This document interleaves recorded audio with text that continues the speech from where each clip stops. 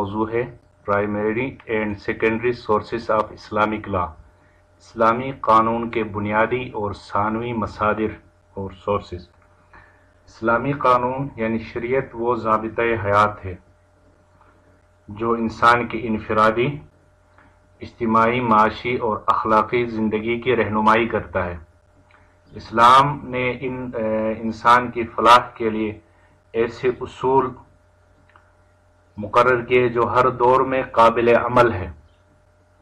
اسلامی قانون کے مصادر اور سورسز کو دو حصوں میں تقسیم کیا جاتا ہے، پہلا ہے بنیادی مصادر اور دوسرا ہے ثانوی مصادر یعنی پرائمری سورسز اور سیکنڈری سورسز۔ تو بنیادی مصادر فقہ اسلامی کے اساسی اور بنیادی مصادر اور خاص دو سورسز ہے اس کے پرائمری سورسز اسلامک لا کے، قرآن مجید اور سنت رسول صلی اللہ علیہ وسلم، اور ان دونوں میں اولین درجہ جو پہلا درجہ ہے وہ قرآن مجید کا ہے اور اس کے بعد نبی پاک صلی اللہ علیہ وسلم کے سنت کا ہے۔ قرآن مجید اسلامی قانون اور لا کا سب سے پہلا اور اہم سورس ہے، سب سے امپورٹنٹ سورس اسلامک لا کا قرآن مجید ہے، اور یہ اللہ سبحانہ و تعالیٰ کی طرف سے نازل کردہ کلام ہے، اور جو نبی پاک صلی اللہ علیہ وسلم پر وحی کے ذریعے سے جبرائیل علیہ السلام کے ذریعے وحی لے کر آئے اور نبی پاک صلی اللہ علیہ وسلم پر قرآن مجید نازل ہوا، اور تمام اسلامی جو احکام ہیں ان کی اصل بنیاد جو بیسک سورس ہے وہ قرآن مجید ہے۔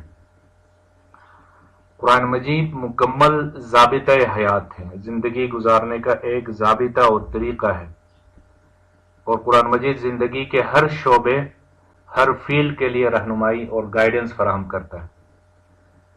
جیسے نماز اور زکوٰۃ کا حکم اللہ سبحانہ و تعالیٰ نے دیا، وَأَقِیمُوا الصَّلَاةَ وَآتُوا الزَّکَاۃَ، کہ نماز قائم کرو اور زکوٰۃ ادا کیا کرو۔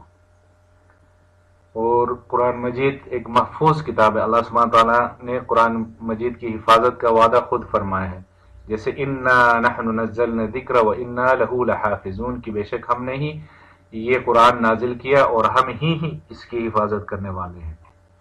قرآن نازل بھی ہم نے کیا، اللہ سبحانہ تعالیٰ فرما رہے، اور اس کی حفاظت بھی میں ہی کروں گا۔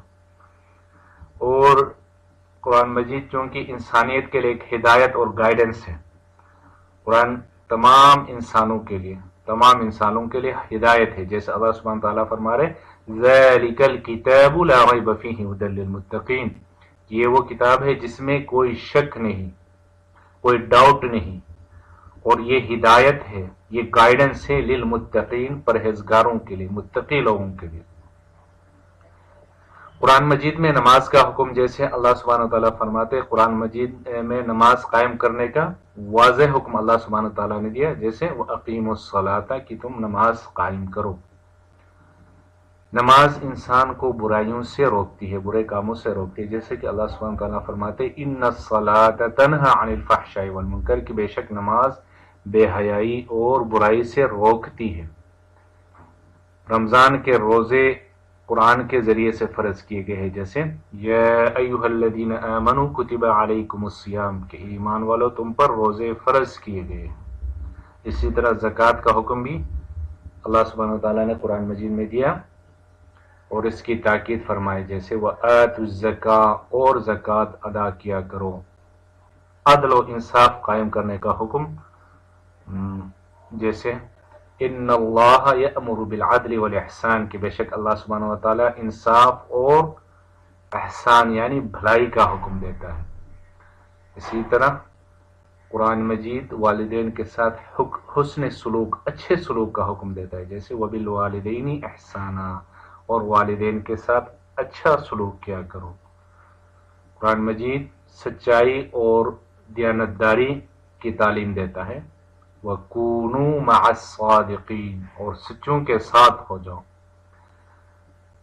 محتاجوں، غریبوں اور یتیموں کی مدد کی ترغیب دیتا ہے، جیسے وَيُطْعِمُونَ الطَّعَامَ عَلَى حُبِّهِ مِسْكِينًا وَيَتِيمًا، اور وہ اللہ کی محبت میں مسکینوں اور یتیموں کو کھانا کھلاتے ہیں۔